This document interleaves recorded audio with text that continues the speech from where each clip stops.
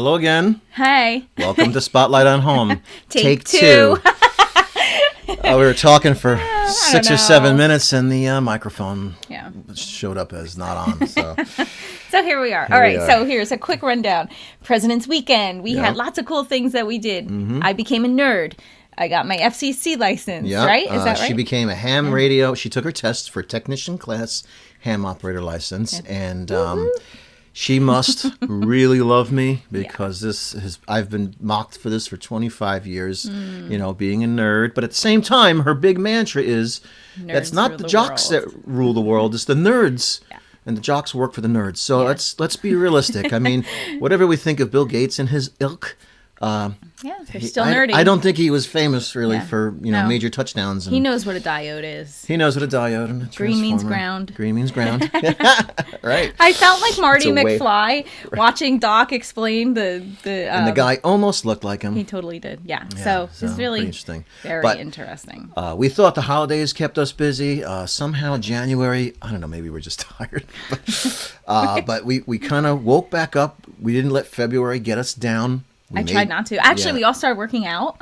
Well, I always work out. Like every morning, I work out because I love that. I love how I feel after. Mm-hmm. Not necessarily going through it, but it's kind of funny because slowly, one by one, people are now joining me. So like about 4 weeks ago, you started joining me, and then 3 weeks ago, Joe started, and Christian, and now Carson. Sort of. Our living room is super tiny, and we have all these mats all over the place. But we have to we're weight abridge training, some of them and because there's no room. I mean, the house is small already. Yeah. And now there's like 5 of us. 5 of us in the there's 5 of us in the living room. So funny. And I mean, for those of you who know us and have been here, you would say, where do you put them? So I'm scooted out almost into the kitchen. Yeah, I'm at the base of the stairwell. What are we doing now? I know. And we'd hop back in, watch, and then go do the exercise and hop back out. I've been working on. I have a drone business I've been working on. So it's taken a little bit, some time. I do a lot of driving around, so that's eaten. And your business is going on, and the kids. Just been busy. So we apologize if you missed us. Yeah, we missed you guys though too. We keep saying every day. We'd be like, we really need to record because, it's kind of fun. We've gotten a lot, and actually we have been recording, but just for other people's podcasts. We've actually true. We've been on 2 other podcasts. Yeah, we've been, and we have a few more coming up. So and they were whoppers too. They're like an hour and a half long. Yeah, so that actually. Every week we actually have been recording, but just not for us. We've been being interviewed and stuff for other people. We like it. So. There's traction. A few friends. You guys are really amazing. At the ham class, someone who is a friend of mine, through a bunch of people, she goes, I listen to you guys all the time. It's so funny. So hello. And who else? Somebody else. You said that you were surprised. Yeah, a few people too that I just have run into now. They're like, I really enjoy listen the to podcast. it all the time. So it's really sweet to hear, and I appreciate You're the it. one. Hope you find it helpful. I hope if we wanted to do this as something to encourage other parents, because when we first started, it was out there, but you really had to seek it out. So hopefully this is kind of landing in your lap or your earbuds and helpful. Like you leave here refreshed and encouraged and like, okay, I could do this one more day. Well, in the beginning, especially in the dead of winter. This is the hardest part of homeschooling, dead of winter. Yeah, because around here, at the peak of it, I mean, it's dark at 4:00. Mm-hmm. It's getting better. Yeah, thank God. We had a really strange weather situation where the snow turned into ice. You could have ice skated through the grass, so it wouldn't go away really quick. Right. And everything's mud. Everything's mud. The whole yard is like squishy.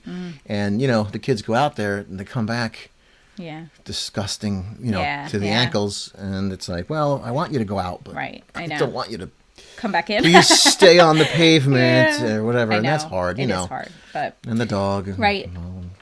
Okay, so the perfect curriculum is what we're going to talk about today, because actually that's one of the main questions I get. It's like, well, what curriculum do you use, or what curriculum should I use? In the product I put together is called the Homeschool Mom Survival Kit. I put in a course in there, like take a peek inside our life so you can kind of get a glimpse of what we use. But I wanted to give you kind of like a taste of that today and give you the philosophy when it comes to how to choose the perfect curriculum. And here's really, if you have to go and you hear no more of this, you should, but like if this is all you get is like, there is no perfect curriculum. Right. There's only the curriculum that you make perfect. Right. All right. So I'll say it one more time. There's no perfect curriculum out there. there's only the curriculum, you make perfect. And that's actually, we'll just take a deep dive into that thought this week.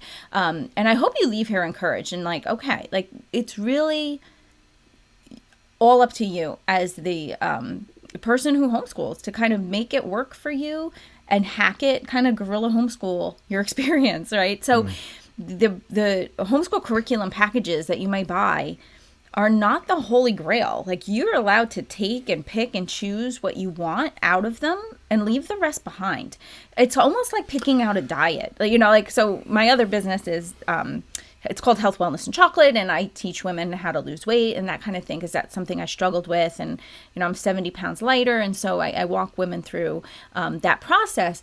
But, you know, a lot of times I always talk about, like, diets are always one size fits all. And, you know, someone else designs it. They tell you what to eat. They tell you, you know, how much to eat, what type of food to eat, when to eat it, that kind of thing. Well, curriculums are similar in that sense. Like, when do you teach this? How do you do it? You know, they really don't take into account your personality, your likes, your dislikes, your learning styles, none of that, right? And so it's your job to really like take something, think about, and I think one of our earliest podcasts has like, you know, what the questions like you want to ask yourself, like how do you know, what kind of school day do you envision? Are you a physically active person? So maybe you want to incorporate a lot of kinesthetic learning. Or are you arts and craftsy? So maybe you want to do a lot of hands-on the homeschool stuff. Or are you more literature-based and love that? Are you more STEM-based and like experiments? And like you want to consider all these things when you're picking out a curriculum. You know, if well, you also start piling on different children. Right. Yeah. If you have an only child, your school day is going to look way different than very different. Me. Yeah. You know. You know, we have some that like certain things. You know, I can go way back to Konos. Oh, that was I love super Konos. organic. So the woman cool. invented. The kids were playing all day, but it was all this learning Yeah. play. But it was extremely Right. time-consuming Right. for the mother or Right. the father because You had to- so much Yeah. prep work. Right. It was super organic. It was so cool though. So like really neat system. Yeah. So one of my favorite things with them was, you know, like we'd read a story about like the Jamestown fort, Oh, right? And then you know, it had 3 sides. Well, why would it have 3 sides? Like you can have all this whole discussion, and then they have you go ahead and build a fort and have it have 3 sides, and then you know you could position your cannons, and you know there's only 3 walls to protect instead of 4, and you know it's all a lot these to things, learn. right? But like they would learn it through play, and it was hands on. But like your house was always a mess. But if your kids are really active and not seat work kids, that might be what you want to go for, right? Like, so it really depends. Like if we have one kid, I mean, if he has to sit more than 10 minutes, he would go crazy. He wouldn't make it in schools. He wouldn't, right? So like, for me to pick out a curriculum, knowing his personality and learning style, that would require him to sit there for 6 hours a day, it would be an utter failure. Yeah. And here's what usually happens. School. Yeah, he'd hate us. Exactly, You know, and it would maybe be even hate himself. Sure, you know? Yeah, because he'd feel like a failure, kind of like the diets, right? And the diet doesn't work out; it erodes your willpower and your self-concept and stuff, and you blame yourself instead of realizing, like, oh, wait a second. This diet is stupid, right? And so, you know, not that the curriculum might be stupid, but it just might not be a good fit. So consider your personality, your time constraints, the child's attention span, their interests too, how they learn best, right? Observe, like, are they really into building and stuff like that? Or do they really enjoy like sitting on the couch and listening to a story and just telling it back to you? Or do they prefer to read on their own? Maybe they're not an auditory learner. And so for them to be read to is terrible, right? That's how I am. I hate when people read to me. A few of you but can't. I can read out loud. I can. Right.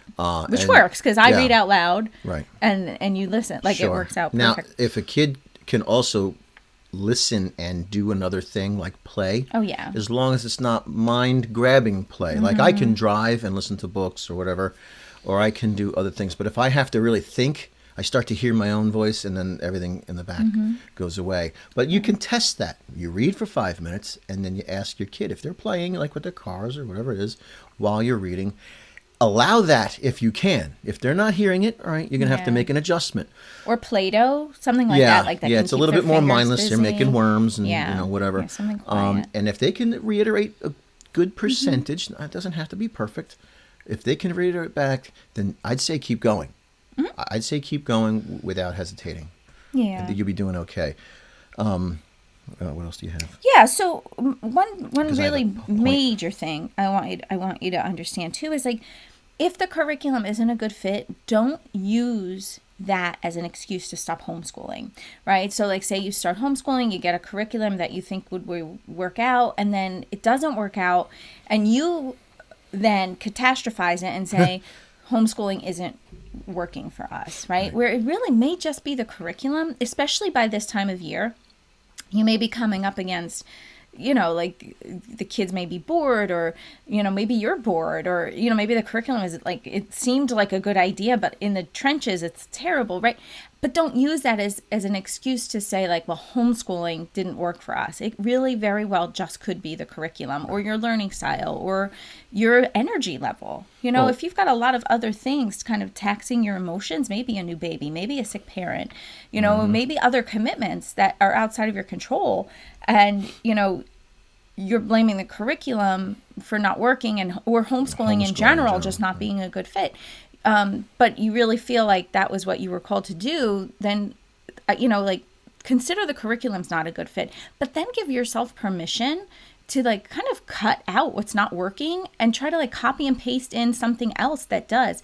I actually don't use just one curriculum. I use like a hodgepodge of a lot of different things that work for us. I call it dog's breakfast. Yeah. It's kind of like a little bit of this, a little bit of that, all scraped into the bowl. Right. I mean, obviously we create our own order out of it, but it is. And actually, especially since the variety of personalities in the house, it works very well. It has to. What one point I would like to make is I love these women at the co-ops. They are so energetic and so passionate, but at the same time, there's a few times where like, what I wrote down here, you got to fight the urge to pile it on so thick because you feel that you got to meet this artificial exterior validation that we did this, we did that. Because right as the pandemic was coming on, these women just like refused to believe. Yeah, they didn't want to stop. They're like, oh, next week. I'm like, there's no next week. We got to start adjusting our lives and maybe figuring out how to do this stuff online. And there was another one, like even with the snow. Like, no, we don't want to miss. So they, they're very hesitant to, to cancel. And it's to their credit. But at the same time, let's just be safe. I envision dads sitting back like, you're not going out on this. Are you kidding? Yeah, but we want to do this for our kids. Yeah. Good. That's noble. But it's also noble to not put your car in a ditch. Yeah. Things like that. I've put my car in ditches.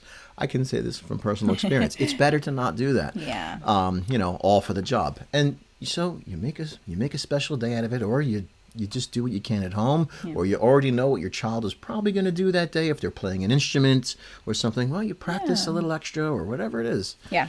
Make it special. And, allow yourself permission to quit and tweak and pivot instead of making it mean you're a failure because this curriculum didn't work out for you. Be like, you know what? This curriculum isn't exactly what I wanted for us.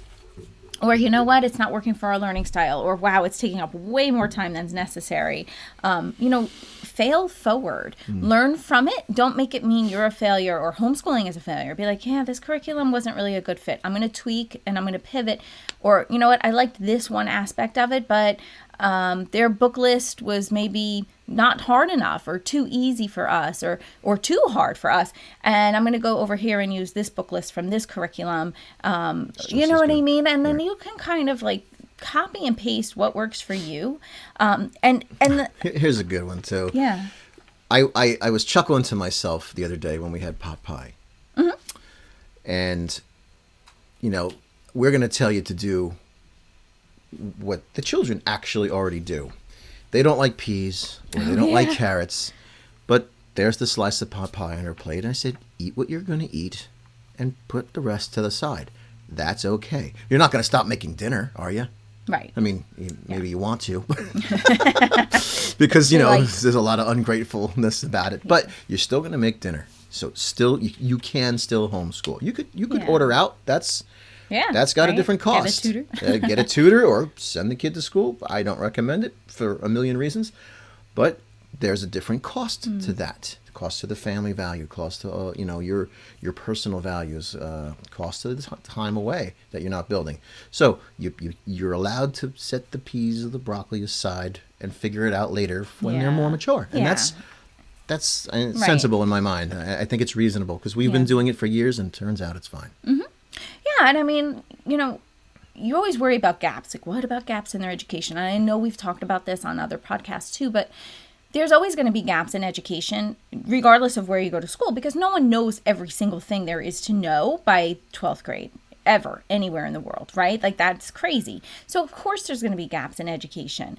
But keep in mind, when it comes to math skills, all the math skills are usually, especially in the elementary years, grade school and elementary, they're always repeated, always. So they think of a spiral, they learn a concept, it builds on another concept, they go back and practice it again and again, okay? Same thing with language arts.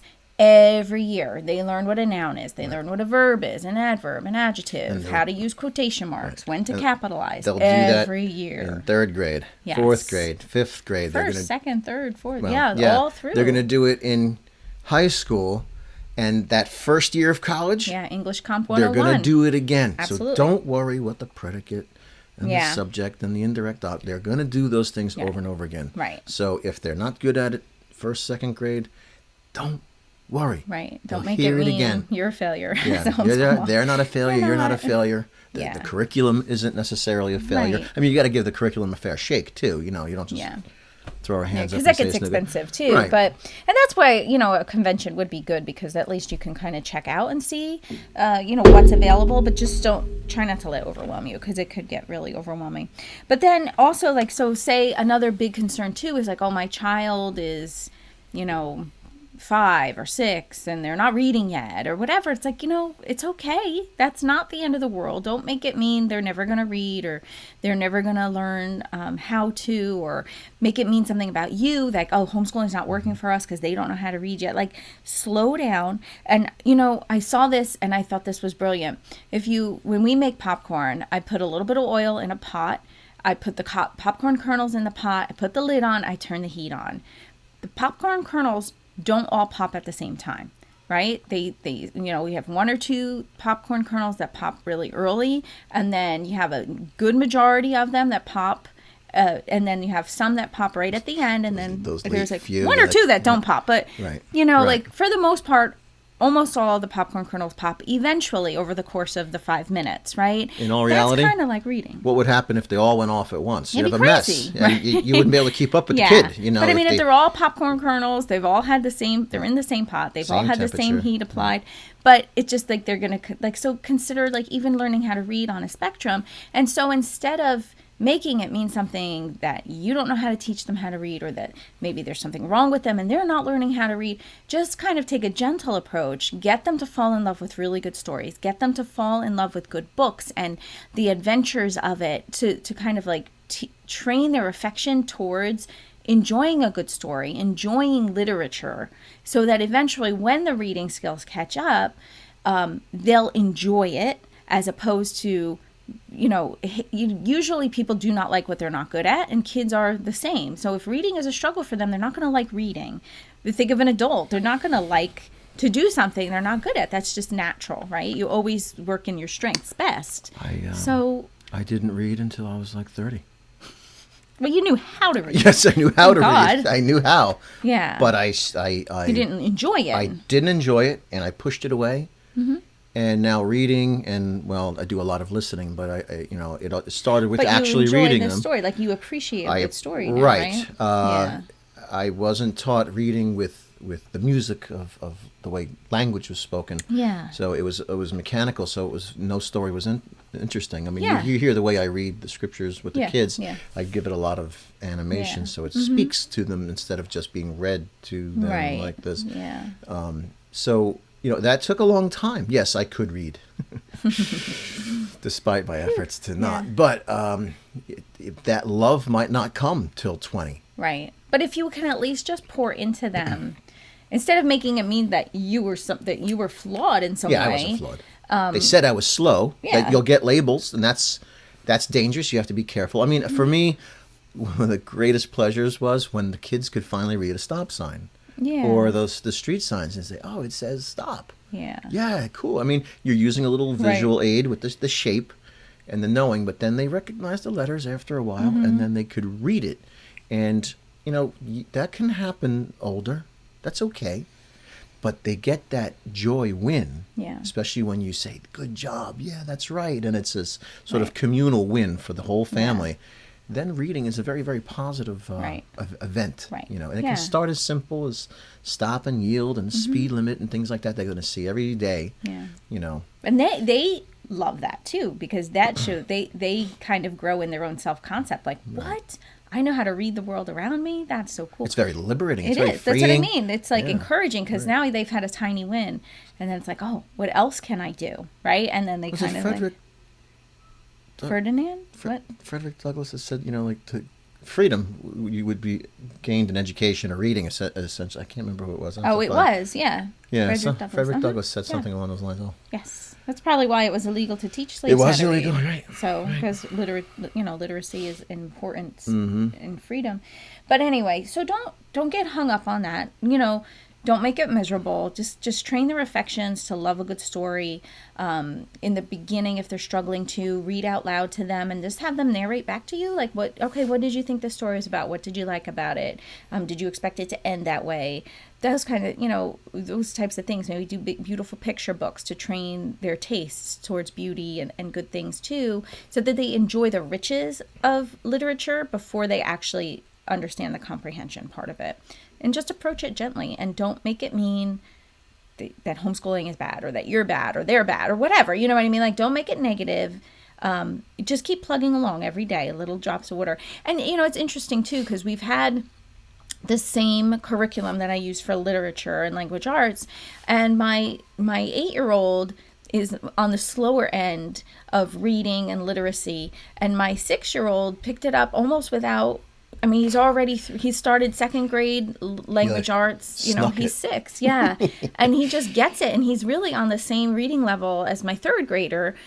And they've had the same, the same concepts applied to them, but one picked it up really quick and one is taking longer to digest, And so it's like, okay, it's, everything is the same except their brains, right? And so it's just like, they're going to get it. I'm not worried, because I've had other readers who have struggled at that age, and eventually they love literature now. The older one has got 100,000 other thoughts going on at the same time, which I think conflicted with his reading and things like that. So... Yeah. But anyway, I just hope this encourages you. So if you're in that February slump and you're like, I don't know about this, or you're considering like going, March is huge for homeschool conventions and you're considering going to one, don't make the curriculum the scapegoat for your ability to homeschool or not, right? Like, use it as a tool, and use it as like, as a tool to help you homeschool, but don't